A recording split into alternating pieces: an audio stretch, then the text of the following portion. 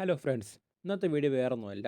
നിങ്ങൾ എൻ്റെ കഴിഞ്ഞ വീഡിയോ കണ്ടവർക്കറിയാം അതിലെങ്ങനെയാണ് മലയാളം ഫോണ്ട് വീഡിയോയിൽ ആഡ് ചെയ്യുക എന്നുള്ള വീഡിയോ ആയിരുന്നത്. അപ്പം ഇതും അതുപോലത്തെ വീഡിയോ ആണ്.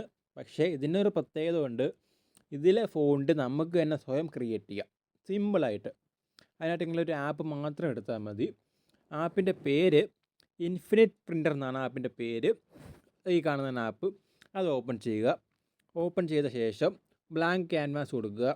അതിനുശേഷം ക്രിയേറ്റ് കൊടുക്കുക.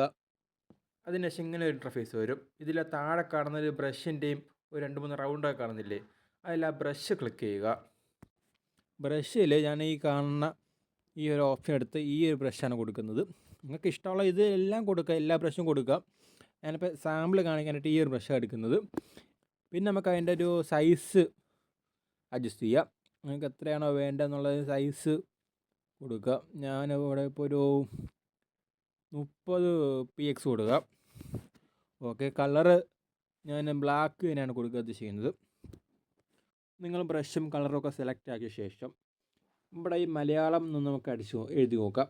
നമുക്ക് എഴുതിയാൽ മതി. നമുക്ക് ഫോണ്ട് സൈസ് കുറവാണെങ്കിൽ നമുക്ക് വലുതായി കൊടുക്കാം. വലുതാക്കിയിട്ട് നമുക്ക് എഴുതി നോക്കാം. ഞാനിപ്പോൾ എങ്ങനെ എഴുതിയെന്നേ ഉള്ളൂ, എനിക്ക് വലിയ ഡിസൈനൊന്നും അറിയത്തില്ല.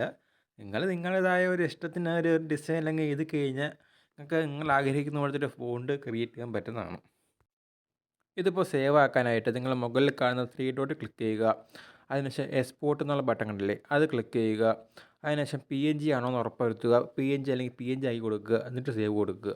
അപ്പോൾ ഇത്രയേ ഉള്ളൂ. സിമ്പിളായിട്ട് നിങ്ങൾക്ക് ഫോണ്ട് ക്രിയേറ്റ് ചെയ്യാൻ പഠിച്ചില്ലേ.